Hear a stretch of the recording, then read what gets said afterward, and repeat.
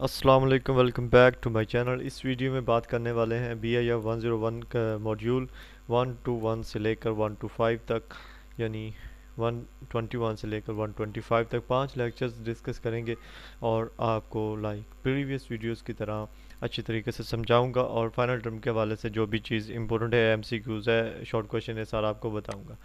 तो सबसे पहला हमारे पास जो शॉर्ट क्वेश्चन है, जो आपको पहले भी बताया है कि जो होमोलॉजी मॉडलिंग की टेक्निक्स हैं, 7 स्टेप्स हैं, इनको आपने अच्छे तरीके से याद करना है। ये एक एक मॉड्यूल में एक एक स्टेप्स जो है वो बयान किया हुआ है, लेकिन हम फिलहाल 5 जो है वो इस वीडियो में करेंगे, ठीक है। नेक्स्ट इंशाल्लाह नेक्स्ट वीडियो में।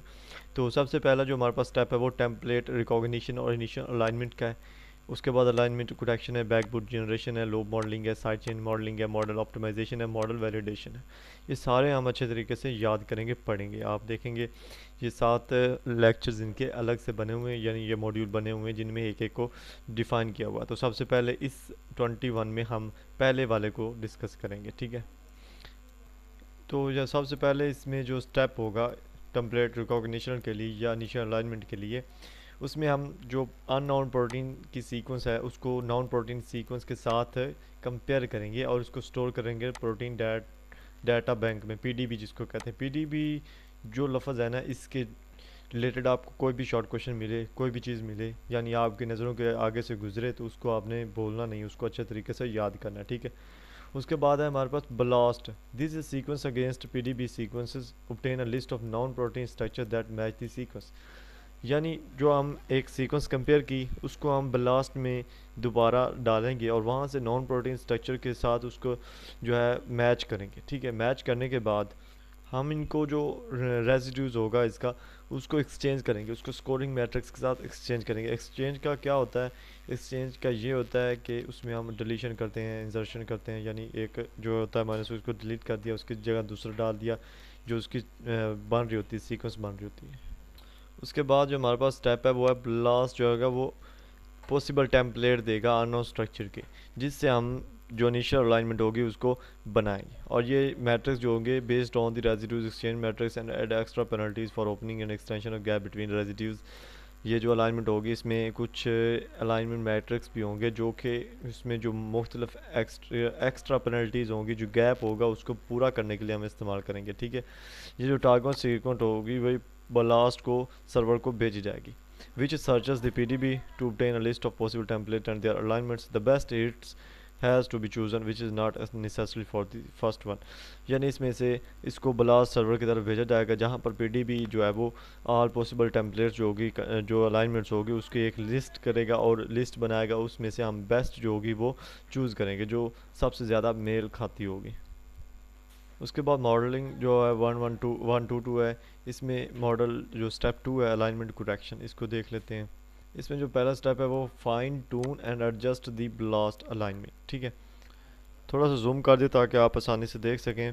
पहला स्टेप दोबारा दोहरा देता हूँ कि fine tune and adjust the blast alignments, ठीक है। ट्यून और एडजस्ट करना है ब्लास्ट को। इससे एग्जांपल जैसे कि ALA है, is greater than GLU is possible but unlikely. ये हाइड्रोफोबिक कोर है, सो ये जो रेजिड्यूज होगा इसको हम अलाइन नहीं करेंगे, ठीक है। दूसरा स्टेप क्या है? यूज़ MSA टूल्स, क्लस्टर लॉ आप इस्तेमाल कर लें या कोई और कर लें, to find the residues and properties that need to be conserved. MSA tool हमने इस्तेमाल करना है, मल्टीपल सीक्वेंस अलाइनमेंट टूल्स जो होता है उसमें से कोई एक टूल इस्तेमाल करना है, ठीक है। उसके बाद है examine the template structure to check with which residues are in the core, hence less likely to change than the residues at the outside. यानी टेम्पलेट स्ट्रक्चर हमारे पास दिया हुआ है, उसको हम एग्जामिन करेंगे और चेक करेंगे कौन सा रेजिड्यूज जो है वो सही है दूसरे से ज़्यादा, ठीक है, जो बाहर में हमारे पास मौजूद हैं उनसे, उसको उनसे मैच करेंगे। यहाँ पर अगर एक चीज़ हमें अच्छी नहीं लगी, एक सीक्वेंस उसके साथ मेल जुल नहीं खाते, तो वहाँ पर हम इंसर्शन और डिलीशन का प्रोसेस करते हैं। इंसर्शन होता है यानी इंसर्ट करना, कोई चीज़ ऐड करना, डिलीशन मतलब डिलीट कर देना उसमें से। MSA can helpful to find these places. ये प्लेसेस फाइंड करने के लिए जो मल्टीपल सीक्वेंस अलाइनमेंट है वो बेहतरीन चीज़ है, ठीक है। Gaps have to be shifted around until they are as small as possible. Gaps को शिफ्ट किया जाएगा अराउंड, इर्द गिर्द उनको शिफ्ट किया जाता है, ताकि ये जो हमारे पास स्ट्रक्चर बनने वाला पॉसिबल हो कि ये छोटे से छोटा ही रहे, ठीक है। जो अब जब हम अलाइनमेंट आ जाएगी हमें उसकी जब कलेक्शन करेंगे तो वहाँ पर डिलीशन कलेक्शन करेंगे तो हाईएस्ट स्कोर हो जाता है, यानी अलाइनमेंट ठीक हो जाती है, लेकिन वहाँ पर दोबारा गैप आ जाते हैं। जैसे कि यहाँ पर है, ये हमने उठा लिया तो ये दोबारा गैप आ गया, तो उसको हमने अलग अलग स्लाइड्स बना दी, अलग अलग इसकी सीक्वेंसेस बना दी। स्टेप थर्ड जो हमारे पास है मॉडल नंबर 123 में बैकबोन जनरेशन, इसके बारे में देख लेते हैं। Given detail about third four steps which are backbone generation loop modeling, यानी दो स्टेप इसमें दिए हुए हैं बैकबोन जनरेशन के और लूप मॉडलिंग के, एक ही में इसको हम देख लेते हैं। थोड़ा सा जूम करता हूँ। तो जो सबसे पहला स्टेप है इसमें कोऑर्डिनेट जो होंगे टेम्पलेट के बैकबोन के, वो हम कॉपी कर लेंगे टू द टारगेट। ठीक है, when the residues are identical, अगर वो तो सेम है तो साइड चेंज हो गए वो आल्सो कॉपी करेंगे। और नोट दैट पीडीबी फाइल में contain small offset error, so try to use multiple similar templates. PDB file में कुछ स्मॉल छोटे छोटे सी गलतियां भी हो सकती हैं, तो आपने मल्टीपल सिमिलर टेम्पलेट जो है उसको इस्तेमाल करना है। पहला स्टेप जो नेक्स्ट है उसमें है कि when the target unknown structure sequence contain a gap, अगर जो टारगेट सीक्वेंस है उसमें एक गैप मौजूद है तो आपके पास उसको डिलीट करने का ऑप्शन है। लेकिन इससे भी क्या होगा कि जो स्ट्रक्चर है वो फ्रैक्चर हो जाएगा, उसमें एक फ्रैक्चर और आ जाएगा। ठीक है, जब टेम्पलेट जो होगा अननाउन स्ट्रक्चर जिसको हम कहते हैं, जो नाउन स्ट्रक्चर हमारे पास टेम्पलेट है उसकी जो सीक्वेंस होगी वो उसमें कोई गैप आ गया तो there are no backbone coordinates known for these residues in model, यानी इसके लिए कोई भी बैकबोन कोऑर्डिनेट नहीं है। तो the target backbone has to be cut to insert new residues, तो जो टारगेट बैकबोन होगा उसको हम कट कर इंसर्ट करेंगे न्यू रेजिड्यूज के लिए। तो ये जो मेजर चेंजेस हैं ये हम सेकेंडरी स्ट्रक्चर एलिमेंट्स में हम इनको मॉडल नहीं करते। तो place them in loops and strands and therefore surface loops are flexible and difficult to predict.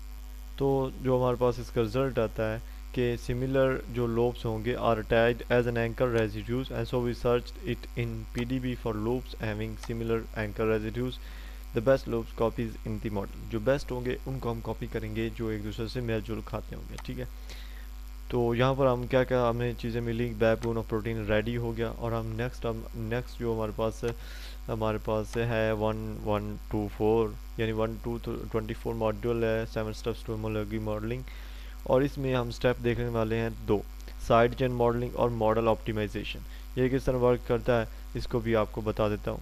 यहाँ पर आपने सबसे पहले क्या करना है कि नोट करना है कि जो कंजर्व रेजिड्यूज थी वो हमने पहले ही कॉपी कर ली थी, जो एक दूसरे से मेल जुल खाती थी। अब हमें उनको साइड चेंज जो है उसमें प्लेस्ड करना है। ठीक है, तो हमने क्या करना है कि कॉपी करना है टॉर्जन एंगल्स को, एक कार्बन अल्फा है बीटा है, टू द टारगेट की तरफ उनको कॉपी करना है। उसके बाद जो रोटामर्स है tend to be conserved in homologous proteins, rotamers जो है वो होमोलोगस प्रोटीन्स में उनको कंजर्व करना है और उससे प्रोडिक्ट कर सकते हैं हम बैकबोन कॉन्फ़िगरेशन। और ये स्पेसिफिक रोटामर को प्रेफर होता है, इसमें रोटामर्स बहुत टाइप्स के होते हैं लेकिन जो स्पेसिफिक रोटामर है वो इसके लिए स्ट्रांगली जो है वो प्रेफर किया जाता है। ठीक है, उसके बाद है कि libraries of flanking residues can help us to estimate the side chain positioning. जो लाइब्रेरीज हैं रेजिड्यूज की, फ्लैंकिंग रेजिड्यूज की, वो जो हमारी हेल्प करते हैं ताकि हम जो साइड चेन पोजीशनिंग है उसको एस्टिमेट कर सकें। तो यहाँ पर एक बात भी लिखी हुई है कि सम टाइम जो अमाइनो एसिड है हैज़ रूटामर्स। रूटामर्स क्या होता है, ये रोटेशनल एबिलिटी होती है, यानी ये रोटेट कर सकता है, ये रोटेशनल एबिलिटी होती है। तो ये अटैच करता है बैकबोन के साथ। और टायरोसिन के साथ दो रूटामर्स होते हैं, ये भी याद रखें, ये एमसीक्यूज के तौर पर इम्पोर्टेंट है। ठीक है, यहाँ पर जो रूटामर्स एंड टायरोसिन है वो दिखाए हुए हैं ऑफ अमाइनो एसिड। जो ऑप्टिमाइजेशन का प्रोसेस है उसमें वो क्यों नीड, यानी ज़्यादा और फर्दर ऑप्टिमाइजेशन वो क्यों ज़रूरी है। तो ये बेस्ड इसकी जो वजह है वो ये है कि जो ऑपरेटेड साइड चेंज होंगी वो अफेक्ट कर सकती हैं बैकबोन को। तो ये जो अफेक्ट करेंगी बैकबोन को तो ये पूरे स्ट्रक्चर को जो अफेक्ट कर सकती है। ठीक है, उसके बाद optimization can be done by performing refinements using molecular dynamic simulations of the model.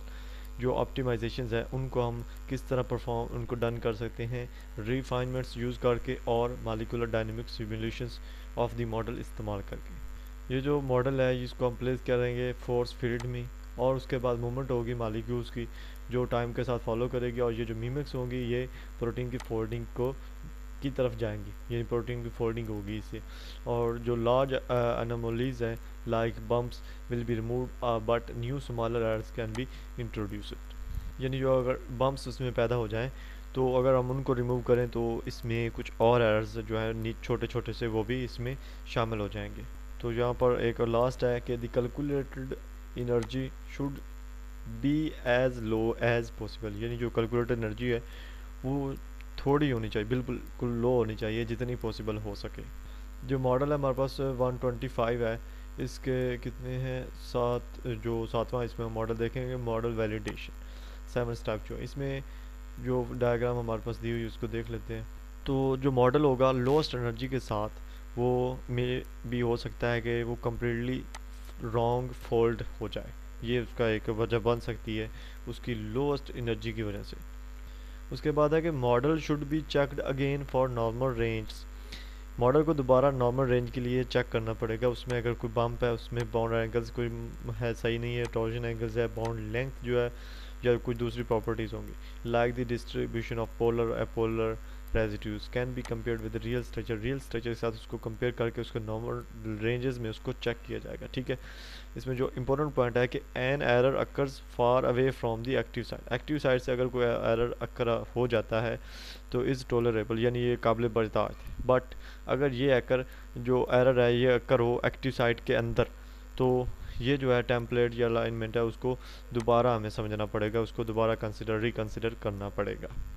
ये इंपॉर्टेंट पॉइंट आपने याद रखना है। इसमें क्या है कि एक्टिव साइड के अगर दूर कोई गलती हो जाती है तो कोई टेंशन नहीं है, टॉलरेबल है, बर्दाश्त के काबिल है। लेकिन अगर वही गलती एक्टिव साइड के अंदर होती है तो हमें हमारे पास जो टेम्पलेट है जो अलाइनमेंट है उसको हम दोबारा रिकन्सिडर करेंगे। तो एक शॉर्ट क्वेश्चन जो इस मॉड्यूल में लास्ट है, limitation of the homology modelling. तो इसमें 3 लिमिटेशंस हैं। Large Beas toward structure of template, cannot study conformational changes, cannot illicit new catalytic binding sites. Illicit के क्या मतलब है, यानी इंफॉर्मेशन ना निकाल पाना, न्यू बाइंडिंग साइट्स। और दूसरे का ये जो है कैनॉट स्टडी कन्फर्मेशनल चेंजेस, यानी शेप में जो चेंजेस आ रहे हैं उनको स्टडी ना कर पाएँ। और लार्ज ब्यास जो है स्ट्रक्चर के टेम्पलेट जो है उसके स्ट्रक्चर की तरफ जाए। ये 3 लिमिटेशंस है होमोलॉजी मॉडलिंग की।